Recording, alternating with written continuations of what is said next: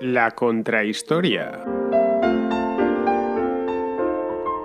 Un programa presentado y dirigido por Fernando Díaz Villanueva.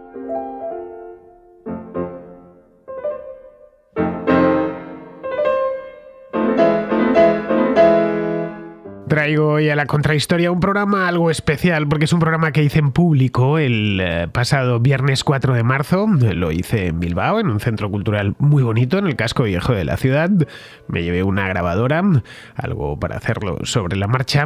La calidad evidentemente no es tan buena como la que tengo en el estudio, pero sí se deja escuchar y se escucha, por supuesto, con absoluta claridad. El tema de la conferencia, reconvertida en una contrahistoria en directo, es el embargo estadounidense a Cuba. Se acaban de cumplir 60 años de ese embargo y mucha gente, después de tanto tiempo, pues tampoco entiende muy bien cuál es su origen, por qué se ha mantenido durante tanto tiempo y si alguna vez en el futuro podrá desaparecer. Es decir, qué es lo que exige el gobierno de Estados Unidos, los sucesivos gobiernos de Estados Unidos, para eliminar ese embargo, para suprimirlo, en una palabra. Bien, pues de eso es lo que hablé en Bilbao el pasado 4 de marzo y es lo que os voy a ofrecer ahora aquí en La Contrahistoria, que es una contrahistoria un tanto fuera de día, porque os prometí a muchos de vosotros que lo subiría para los que no pudisteis asistir. La conferencia estuvo muy bien, vinieron como, calculo, unas 100 personas aproximadamente, gente muy cálida. La organizó la Asociación Cubano-ASCA, que está formada por cubanos, llevan ya unos cuantos años trabajando para para que se recupere la democracia en Cuba, y no puedo decir más que buenas palabras hacia ellos. Así que pasamos directamente ya a la contrahistoria, esta contrahistoria hecha en directo.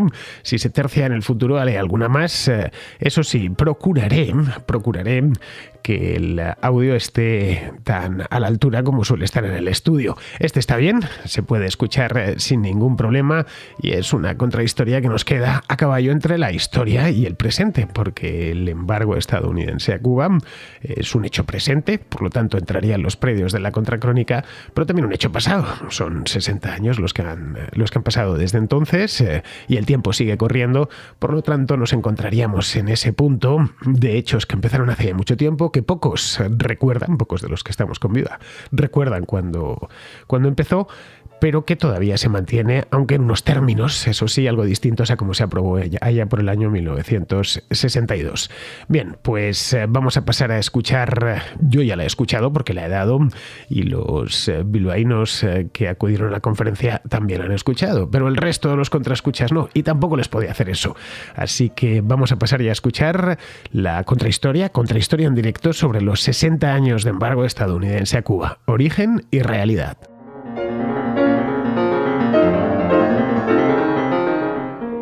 La Asociación de Amistad Cubano-Vasca me invitó hace unos meses, que estuve en Bilbao en noviembre, creo recordar, presentando la contrahistoria de España, para que diese una conferencia aquí. En principio la idea se quedó ahí, no sabíamos muy bien de qué podía hablar y me propusieron el embargo a Cuba, el mal conocido como bloqueo. Ahora explicaré por qué es mal conocido como bloqueo. Más que mal conocido, conocido de manera inexacta como bloqueo. Me pareció buena idea porque en febrero de este año se ha cumplido el 60º aniversario de este embargo, del bloqueo, si queremos denominarlo así, aunque no le rinde en ningún modo tributo a la veracidad porque no lo es. Pero bueno, eso lo veremos más adelante. Me pareció una idea excelente porque, a pesar de que casi todo el mundo interesado en los temas de Cuba conoce el embargo, ha oído hablar, aunque sea en alguna ocasión, del embargo, muy pocos conocen sus orígenes, cómo ha ido evolucionando y cuáles han sido los efectos que este embargo ha tenido sobre la economía de Cuba, sobre el propio gobierno cubano, sobre cómo ha ido envenenando las relaciones de Estados Unidos y Cuba a lo largo de los últimos 60 años, porque el castrismo no ha terminado. Raúl Castro todavía sigue vivo, gobierna Miguel Díaz-Canel, que es alguien elegido directamente por Raúl Castro. Por lo tanto, nos encontramos con una Cuba que, al menos desde el punto de vista institucional, es muy parecida a la Cuba del año 1962. Es cierto que ha cambiado muchísimas cosas, tiene más habitantes, la revolución ha perdido ya buena parte de su atractivo, por no decir todo, para los cubanos, salvo los cubanos que comen de la propia revolución, y la propia demografía cubana ha cambiado bastante, pero institucionalmente, insisto, el régimen que se fundó a principios de los años 60 en Cuba sigue siendo el mismo que subsiste hasta el día de hoy. Y los Estados Unidos tampoco han cambiado, siguen teniendo exactamente el mismo sistema político. Han habido muchos presidentes desde entonces, pero bueno, el actual, Joe Biden, se acuerda perfectamente porque tiene muchos años, entonces en el año 62 pues no había empezado todavía su carrera política, pero estaba a punto de hacerlo. Él entró en el Senado creo que en 1972, es decir, antes de que yo naciese, y el del 62 se tiene que acordar, en aquel entonces era un mozalbete de 20 años. Es decir, que lo recuerda a la perfección el actual presidente de los Estados Unidos. Vamos, que es un asunto que a la vez es historia y a la vez es presente. Es historia porque queda algo lejos, no sé, pero creo que aquí, no sé si habrá alguno que había nacido ya en 1962, yo desde luego no, y si hay algunos serán muy pocos, y a la vez es un asunto de nuestros días, un current affair que dicen en inglés, un asunto del día. Se puede seguir hablando de este tema. Los que lo traen a colación suele ser para denunciarlo y para culparle de todos los males que afligen a la isla desde hace 60 años, y otros pues prefieren casi no tratar el tema porque es como algo que está ahí desde siempre y que por lo tanto es muy difícil que se vaya a retirar. Es más, que aunque se retirase no cambiaría gran cosa en la isla.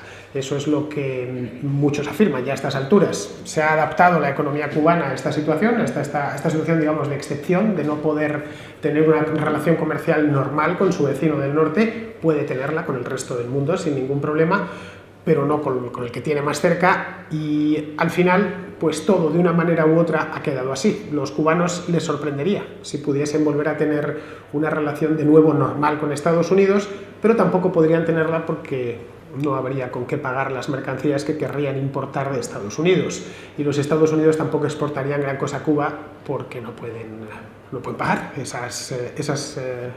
esos productos, esos bienes, ¿no? Al final, para que exista una relación comercial, tiene que haber uno que compra y otro que vende, y el que compra tiene que estar dispuesto a pagar, no dejarlo a crédito, no dejarlo a deber, cosa que, por cierto, el régimen cubano hace bastante a menudo. Bien, para entender qué es el embargo a Cuba hay que irnos a la historia y entender un poco la historia de Cuba del siglo XX, que es como Estado independiente, es su historia completa. Cuba nace a la vida independiente no en 1898, como muchos creen, sino en 1902, cuando los Estados Unidos cumplen su palabra de conceder la independencia a Cuba. Ellos habían entrado en la guerra de Cuba para arrancar de las manos del gobierno español el dominio colonial en Cuba, prometiéndoles a los cubanos que iban a darles la independencia. Con Cuba sí cumplieron, no con Puerto Rico, que es un estado libre asociado de Estados Unidos, y vive en un limbo un tanto extraño, pero con Cuba sí.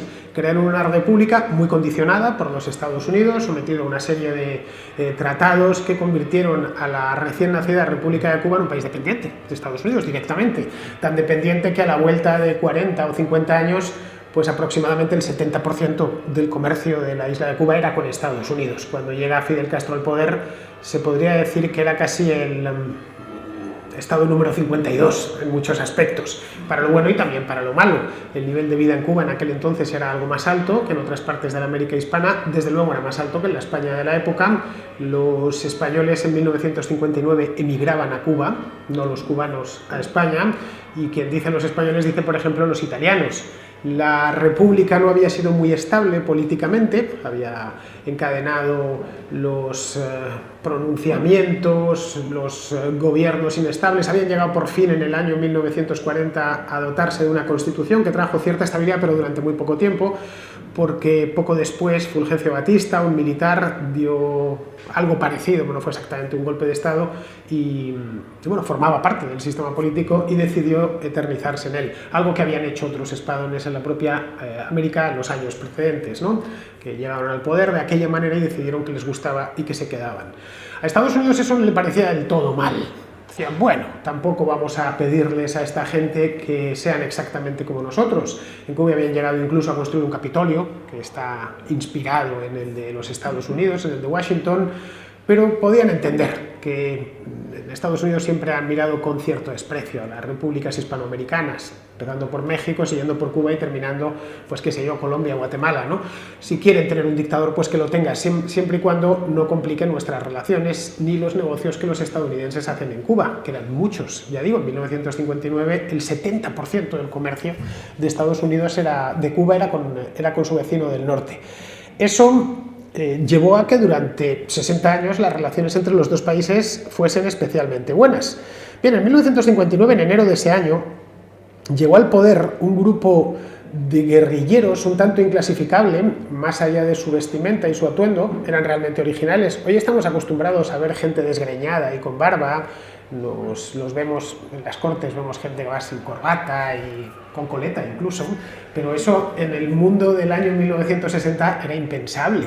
Se guardaban mucho más las formas, la gente vestía mucho mejor y, bueno, mirad las fotos de nuestros abuelos, ¿no? Cuando iban por la calle, iban todos siempre muy bien vestidos y, claro, llamaban la atención. Fue un impacto estético muy grande el que causaron se les llamaba los barbudos de Sierra Maestra. Bien, estos tipos llegaron con la idea de devolver a Cuba la democracia que había perdido después de la toma del poder por parte de Fulgencio Batista, pero no cumplieron su palabra. Lo que hicieron fue levantar sobre esa guerrilla triunfante, otra nueva dictadura, una nueva dictadura de signo opuesto, una dictadura comunista, inspirada en las repúblicas del este de Europa. Le llevó un par de años hacer toda la operación, pero se terminó encuadrando en el bloque del este, a pesar de que estuviese en el Caribe, ¿no?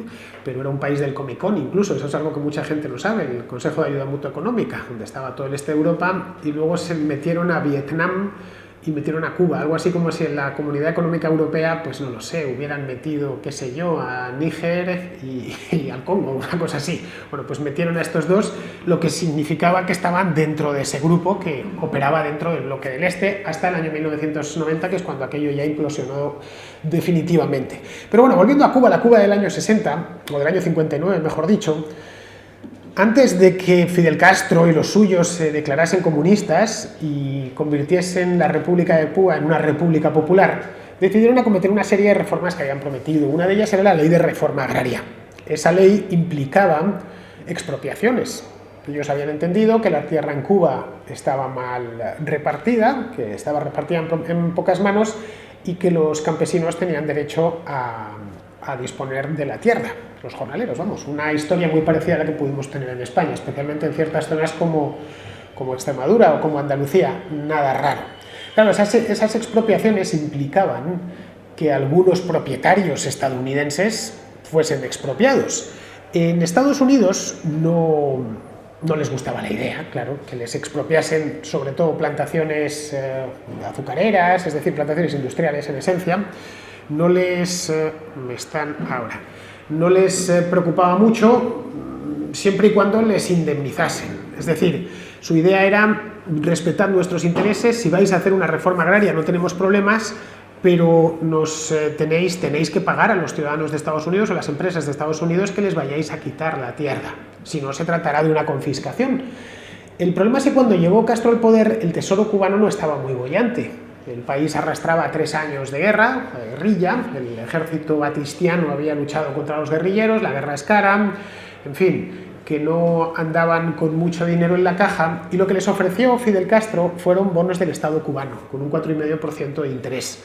Se lo ofreció no solo a los estadounidenses, sino a todos aquellos sujetos extranjeros que fuesen a ser expropiados, le hacen canadienses, británicos, de cualquier país. En otros países, Canadá, por ejemplo, aceptó, pues nos parece bien, dele usted los bonos y si cobra, pues cobra, si no cobra, pues no cobra, nada más, pero sí está habiendo una compensación, vamos. Estados Unidos no aceptó, le pareció mal, se puso ya en contra, se pensó lo peor, dijo, estos tipos no vienen a hacer unas simples reformas, sino que vienen a cambiar por completo el sistema y a a ponerse en manos de los soviéticos. Los estadounidenses andaban desconfiados de Cuba desde un poco antes, desde el 58. La primera sanción que el gobierno estadounidense aplica a Cuba no se la aplica a Fidel Castro, se la aplica a Fulgencio Batista en 1958, que prohíbe la exportación de armas a Cuba. En ese momento es cuando la Casa Blanca más o menos empieza a tener claro que puede haber un cambio de gobierno, que la población no quiere a Batista y que quizá haya que echar una mano a los que vengan. Y qué mejor detalle que evitar que se lleven armas para que el ejército cubano mate a estos guerrilleros. Pero vamos, la cosa no pasó de ahí, y lo siguiente que se hizo a partir de aquello, de esa reforma agraria ya con Castro en el poder, fue cancelar la importación de azúcar, de la cuota de azúcar que importaban, como medida de presión. Cuba era un país azucarero, lo era desde tiempos de la Capitanía General Española, y con eso creyeron que sería más que suficiente para que Castro se lo pensase dos veces, para que no hiciese lo que no tenía que hacer. La Cuba de 1959, como ya os he dicho, pues era muy dependiente de Estados Unidos, 70% de su comercio era con aquel país, y Castro pues lo pensaría.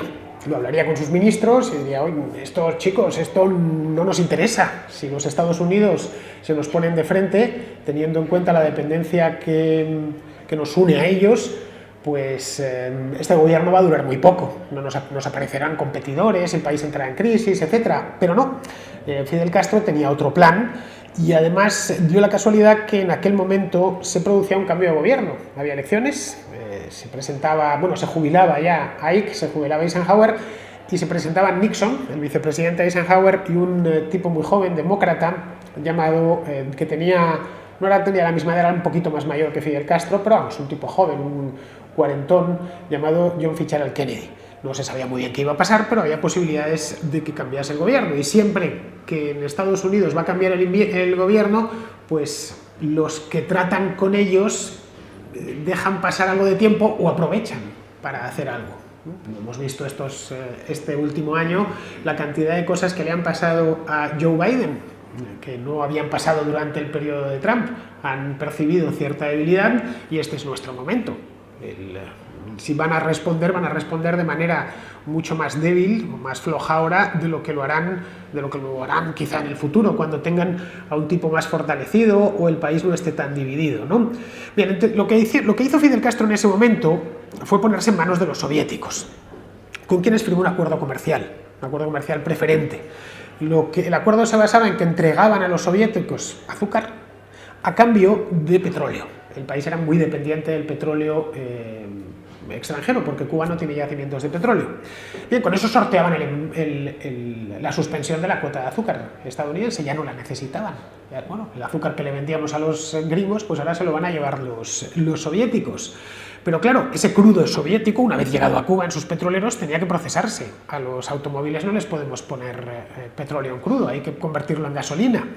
Y Cuba tenía refinerías estadounidenses, una de Texaco, tenía otra de Shell y otra más de eso. Y los dueños se negaron a procesarlo. No, quédese usted con el petróleo en el puerto, que nosotros no vamos a procesar ese petróleo, solo procesamos el petróleo que viene de nuestras propias fuentes, es decir, petróleo, pues en el caso de Texaco, evidentemente, petróleo proveniente del estado de Texas, ¿no? Bien, en ese punto lo que hizo Castro fue dar el siguiente paso y expropió sin compensación a las refinerías, que estaban valoradas en 1.700 millones de dólares. Ya no estábamos hablando de unos cuantos ingenios azucareros, unas parcelas, asuntos menores, ya era una cosa seria.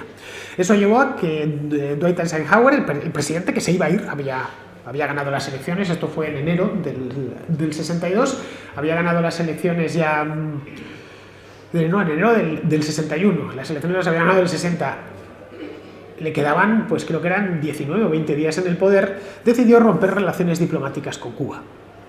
No me interesa, si este señor me está negociando con mi mayor enemigo, se ha puesto en sus manos, ha empezado a traer su petróleo y encima me ha expropiado las refinerías, pues todo lo más que puedo hacer es interrumpir por decreto el comercio con la isla. Nada más, y romper, es decir, no es llamar a mi embajador, cerrar mi embajada y expulsar al embajador de Cuba en Washington.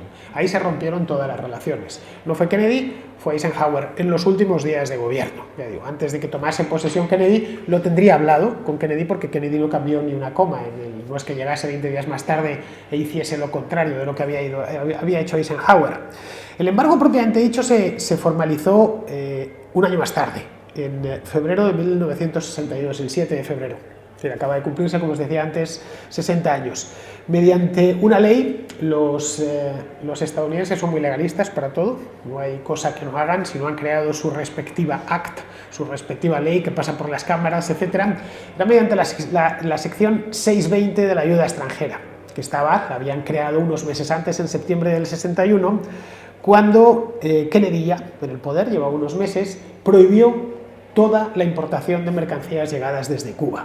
Así que quedaron desde ese momento ya los dos países incomunicados, por completo, al menos de forma, digamos, oficial.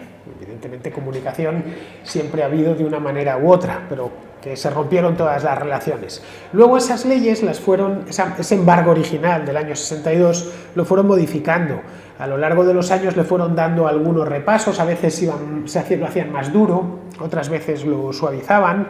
En el año 92, por ejemplo, la ley Torricelli codificó todas estas prohibiciones que se habían ido haciendo, hizo extraterritorial el embargo, lo cual fue un paso importante porque fijó sanciones a terceros países que tuviesen relación con Cuba, es decir, donde bancos que comerciasen con Cuba, cualquier empresa española sabe que a la hora de negociar con Cuba tiene que andarse con pies de plomo, por si acaso se le presentan problemas en Estados Unidos. Puede hacerlo, pero sabe que tiene que contratar un buen abogado, un buen bufete de abogados que le haga este tema, porque de lo contrario podría meterse en problemas. ¿Por qué se hizo en el 92? Pues como una medida de presión, había caído ya la Unión Soviética unos meses antes, como una medida de presión para darle el empujón final a Fidel Castro. Pensaron que con esto bastaría. Como no bastó, en el año 96 salió otra ley que en España tuvo bastante prensa, yo la recuerdo, por lo menos estaba yo en la universidad, que se le llamó la ley Helms-Burton, por quienes la pusieron en marcha, que lo siguió internacionalizando este embargo con nuevas medidas financieras, y la cosa se quedó ahí hasta que 20 años más tarde, o casi 20 años más tarde, en el año 2014, Barack Obama, que estaba ya pues, en la mitad de su segundo mandato, decidió normalizar las relaciones con Cuba. Esto lo recordamos bien porque fue hace poco tiempo, hace solo 8 años. Viajó incluso a la isla, se dio, no sé si un abrazo, pero por lo menos un apretón de manos muy cálido con Raúl Castro, y bien, acordaron mejorar las relaciones bilaterales. Las negociaciones permitieron, por ejemplo, que se reanudasen las relaciones diplomáticas entre los dos países, que estaban rotas desde principios de los años 60, que se reabriese la embajada estadounidense en La Habana, la embajada cubana en Washington.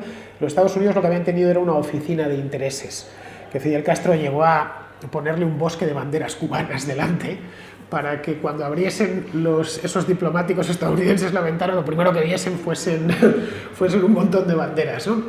Castro estaba siempre en estos pequeños detalles, Fidel Castro, y eso se convirtió ya pues, posteriormente en la embajada. Luego, al año siguiente, en la Cumbre de las Américas, que se celebró en la ciudad de Panamá, y siguieron con la distensión, decidieron ir un poquito más allá en la apertura sin nunca derogar por completo el embargo.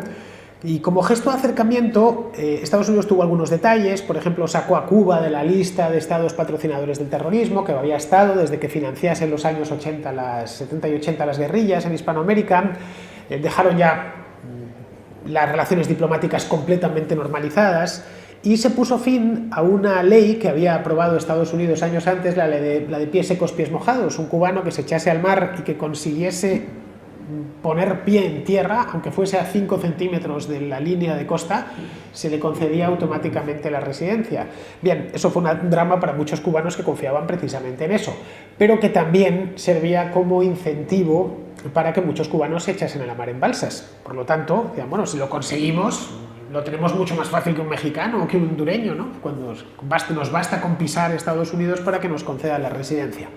Luego, con la salida de los demócratas del poder en 2016, Donald Trump, sin volver a la política anterior, es decir, no cerró la embajada ni nada de esto, lo que sí hizo fue adoptar muchas medidas más restrictivas. Es decir, hecho marcha atrás, ¿no? Bien, como vemos, es un escenario difícil, el de los gobernantes cubanos desde 1960, que se han visto obligados a operar desde el punto de vista financiero en condiciones francamente complejas. Claro, que tienes a tu vecino del norte, al más cercano, y también que es la primera potencia económica del mundo, que no quiere comerciar contigo. Ojo, Cuba no es el único país que ha sufrido un embargo. que a veces pensamos que es un caso único en la historia, ¿no? Ni mucho menos. Serbia, recordemos, durante las guerras yugoslavas también estuvo embargado, en forma de sanciones concretas más bien, pero vamos, Cuba sí es el país que más tiempo ha padecido un embargo de los Estados Unidos, con diferencia, 60 años son muchos años. Bien, como os decía antes, en Cuba lo denominan bloqueo, lo habréis oído muchísimas veces, es culpa del bloqueo, es que claro, con el bloqueo, ¿cómo no va a haber hambre en Cuba? Cualquier cosa que pase, ¿no? Sea lo que sea, pues es que echan la culpa del bloqueo hasta las detenciones de disidentes, ¿no? Y que tendrá que ver una cosa con la otra, ¿no? Da igual, porque es que el bloqueo al final les nubla el entendimiento y terminan deteniendo a un pobre poeta y metiéndolo en la cárcel, ¿no? No, en serio, siempre, cualquier cosa, si habláis con defensores del régimen castrista, el bloqueo lo podrá decir tranquilamente 30 veces por minuto. Va a 30 bloqueos por minuto porque en ciertos momentos de la historia del castrismo, especialmente en los momentos más críticos, ha sido el único argumento que tenían. Es todo va mal, los cubanos se están muriendo de hambre o lanzándose al mar en balsas para llegar a Estados Unidos y la culpa es del bloqueo. Curiosamente era un bloqueo un tanto peculiar porque Estados Unidos daba poco menos que casi la ciudadanía al cubano que pusiese los pies en tierra, cosa que, como decía antes, no se lo daba al dominicano o no se lo daba al mexicano. Pero bueno, ellos hablan de bloqueo económico que les ha impedido, bueno, pues prosperar, porque a mí me llegó a decir en cierta ocasión era español, pero era muy castrista. Ya sabéis, en España somos muy entusiastas con todo, ¿no? Más papistas que el Papa.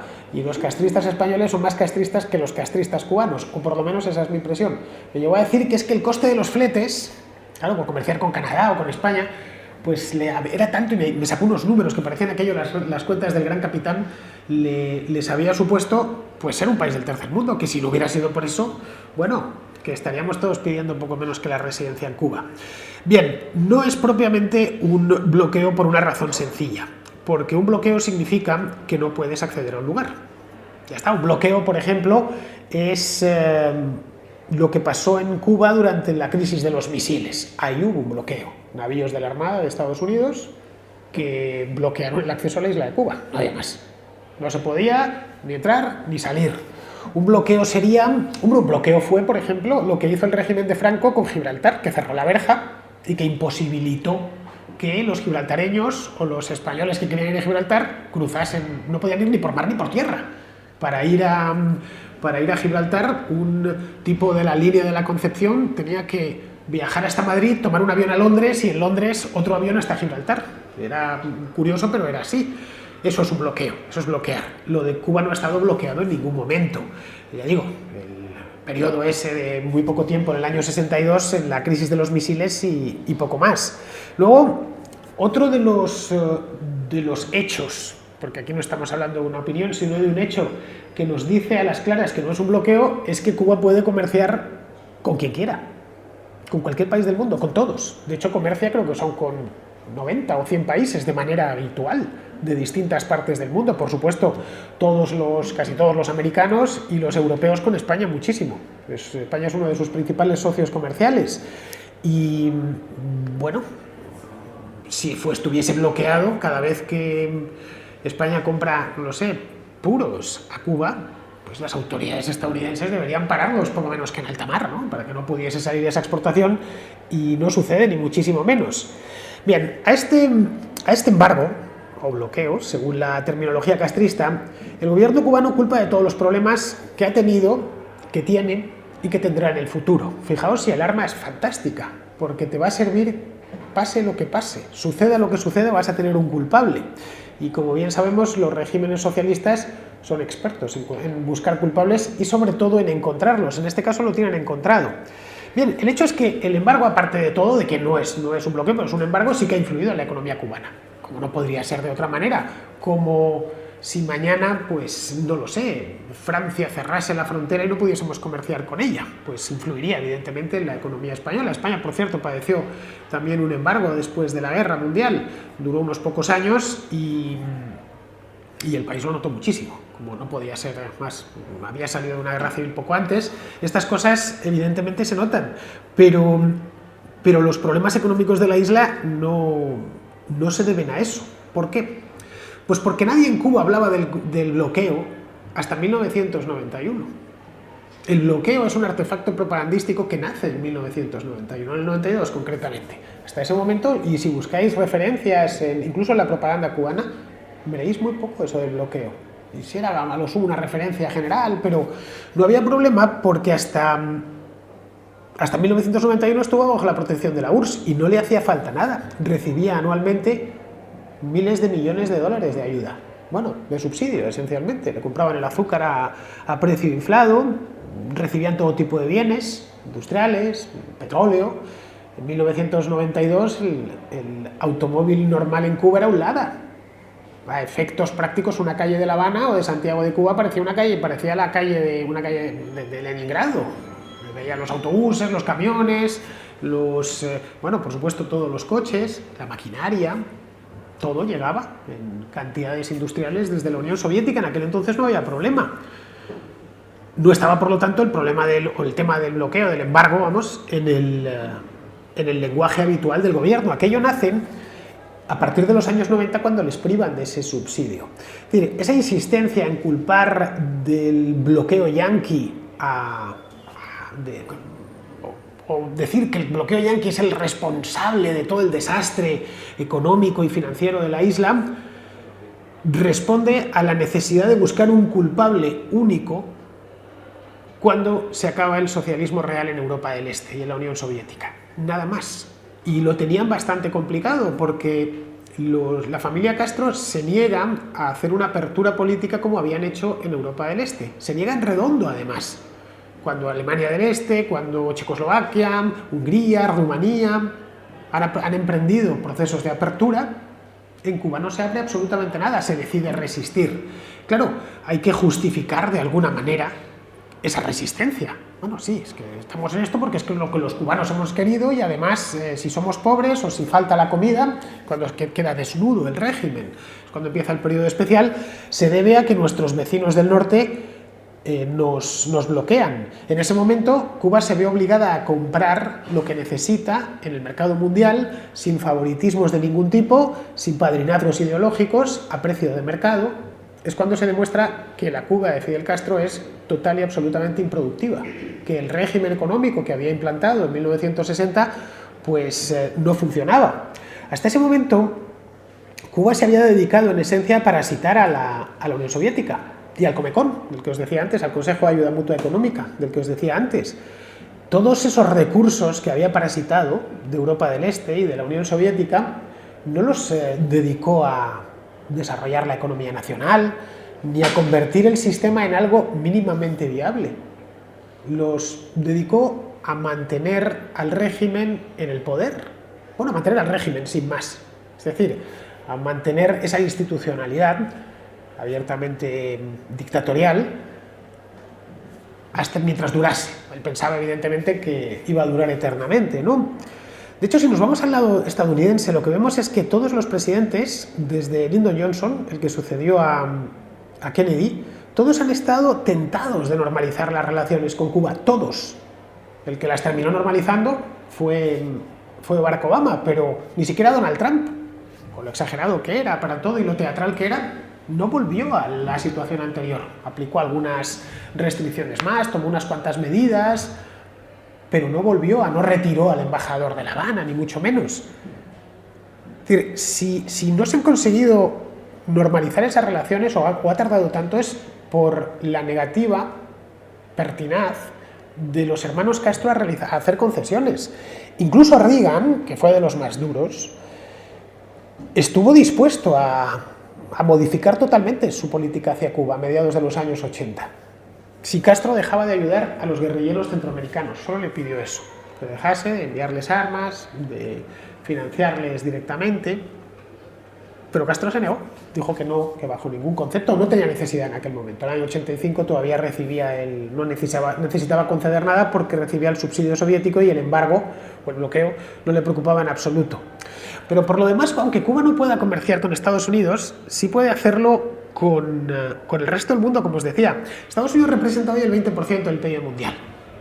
En el año 1960 representaba el 40% del PIB mundial, era casi la mitad.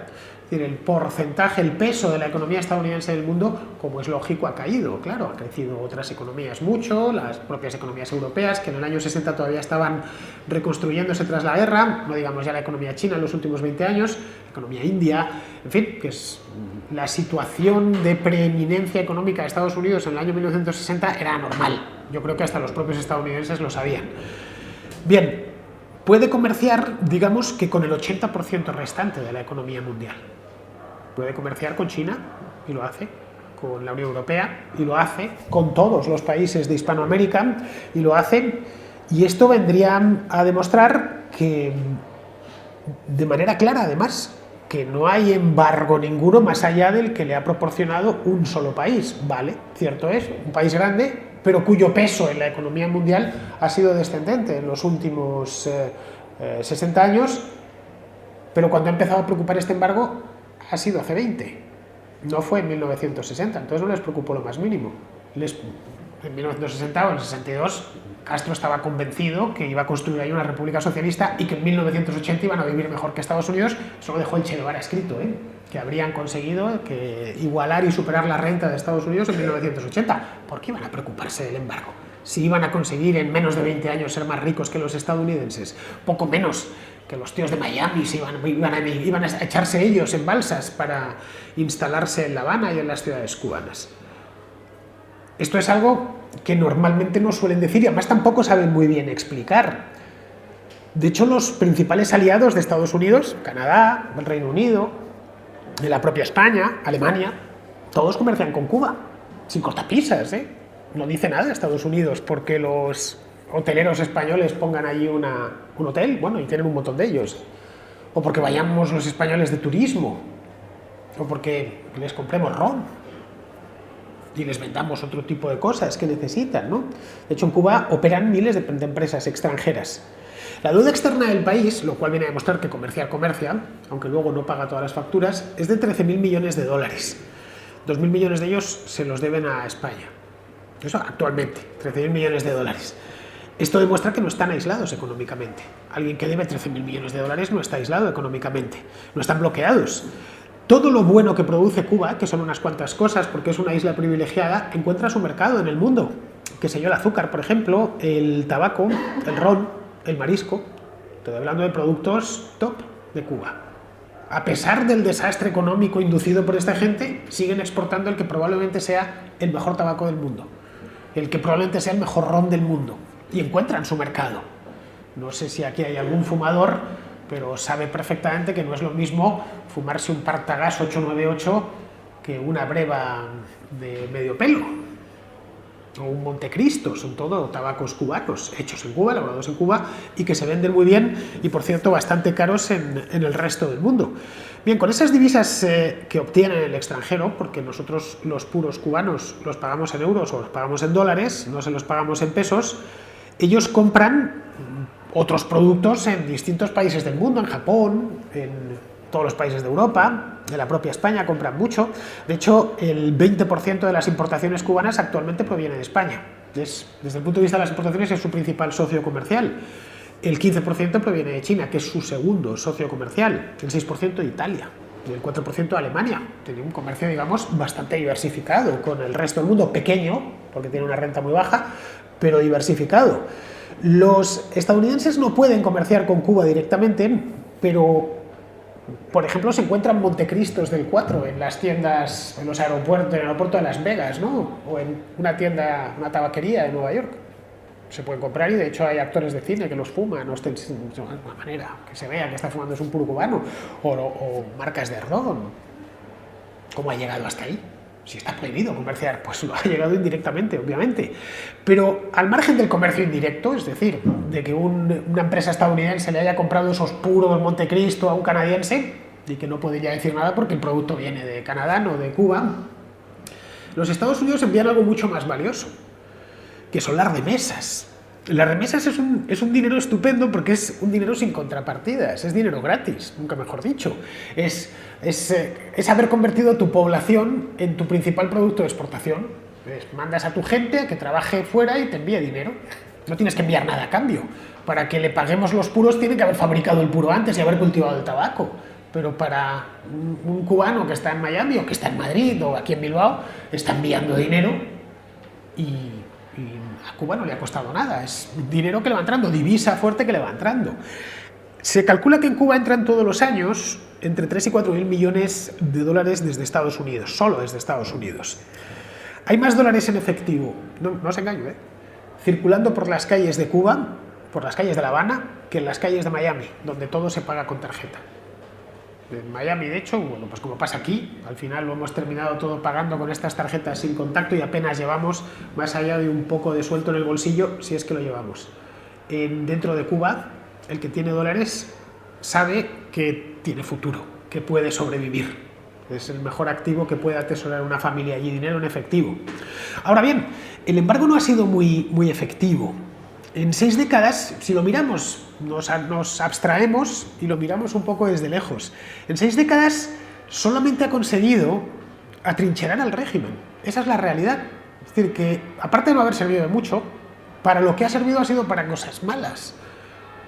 No tanto para provocar la ruina de Cuba, que esa ya se ha bastado y se ha sobrado Fidel Castro y su hermano, sino para atrincherar al régimen en un discurso engañoso, propagandístico, que sigue actualmente confundiendo a mucha gente en todo el mundo, con el cuento este del bloqueo, que habréis escuchado decenas y decenas de veces. Es decir, como todo es culpa del bloqueo yanqui, da igual, la depauperación general, la crisis permanente, todo lo que pase malo, pues ¿para qué van a mejorar cualquier cosa? Si hay cierto fatalismo, ¿no? Si hagamos lo que hagamos, no va a funcionar, porque estamos bloqueados. Al final ha terminado siendo, para muchos, un simple bloqueo mental. Al final, la realidad es que si Cuba está mal, y está mal, eso es indiscutible, no hay más que viajar al país o, bueno, basta con hablar con cualquier cubano, basta con ver fotografías del país u observar vídeos, la realidad del cubano de a pie no es muy halagüeña, no es por culpa de ningún bloqueo, en absoluto, que no existe, pero tampoco el embargo. Es por culpa del propio gobierno cubano, nada más. Y de las políticas erráticas, intervencionistas, asesinas del emprendimiento individual, enemigas del comercio, enemigas de la iniciativa privada, extraordinariamente impositivas en todo, que han perseverado en aquella isla durante 6 décadas. No hay país que pueda prosperar así. No hay país en que pueda labrarse un futuro si no se permite a sus ciudadanos buscarse la vida honradamente, si no se permite que sus ciudadanos salgan y entran del país de manera libre, si no se permite que los extranjeros inviertan sin temor a que se lo quiten. Son cosas tan elementales y que damos por hechas porque vivimos en un país libre que para un cubano son revolucionarias. Bueno, aquí tenemos unos cuantos y lo sabrán perfectamente, esto que acabo de decir, que uno se pueda buscar la vida por su cuenta, que uno pueda salir al extranjero, hacer dinero y volver a invertir en mi propio país, ¿no? Abrir una empresa o abrir una tienda. Eso que hacían los españoles hace 100 o 150 años, ¿no? Que se iban a las Indias, los indianos, y volvían aquí y montaban un café, una fábrica de cualquier cosa. Bien, eso no se puede hacer en Cuba. Un cubano que haya hecho algo de dinero en España, y algunos lo hacen, no puede volver a Cuba y decir, bueno, pues ahora voy a devolver parte de lo que esta isla me dio con mi nacimiento y con mi tal, y voy a montar una empresa aquí. No puede hacerlo.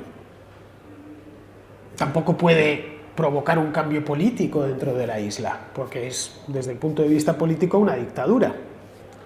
Entonces, aquí habría que hacerse un par de preguntas importantes que creo que todos los que defienden de manera un tanto acrítica el bloqueo no se hacen. Bueno, se las hacen, pero prefieren no respondérselas.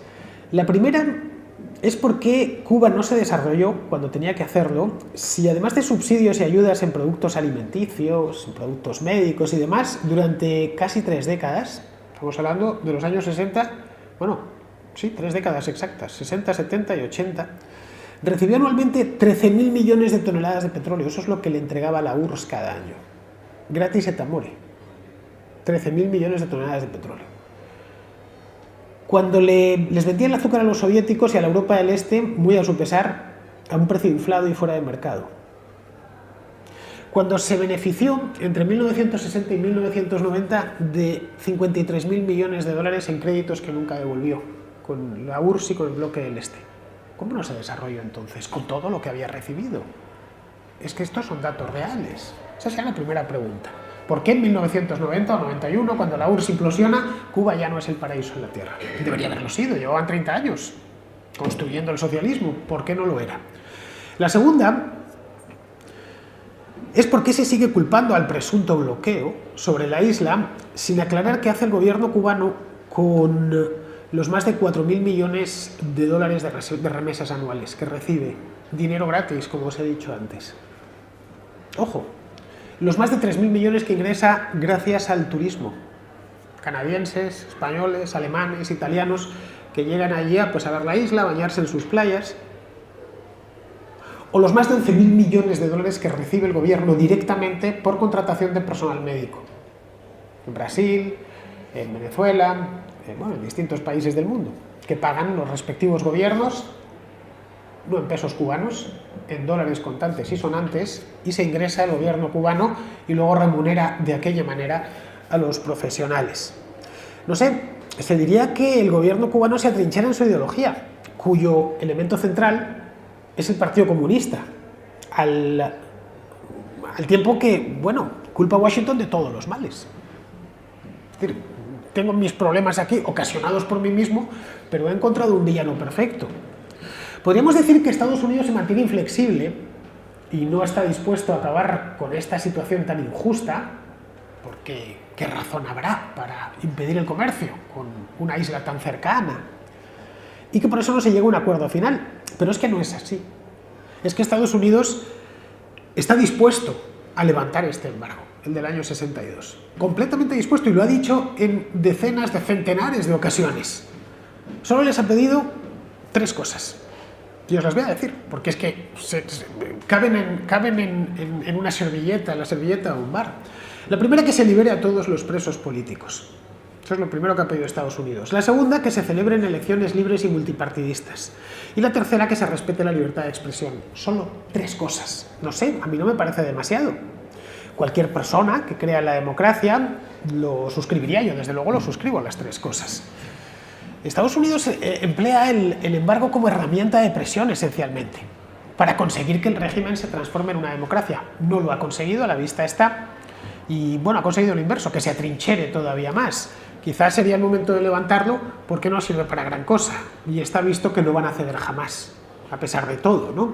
Pero vamos, que están dispuestos a mantener este mito, a pesar de que todo lo que sabemos sobre él, todo, y os lo acabo de explicar de manera muy resumida, lo que nos dice es que 1, no es un bloqueo, 2, es un embargo que se puede retirar con 3 concesiones que cualquiera firmaría, y 3, que los problemas económicos de Cuba, que se arrastran especialmente desde el año 1991, cuando se acabó ese subsidio soviético, se deben esencialmente a las decisiones tomadas por el gobierno cubano. Así que con esto espero que os haya quedado más o menos claro. Ahora, si os parece, podemos abrir una ronda de preguntas y trataré de responderoslas si está en mi mano.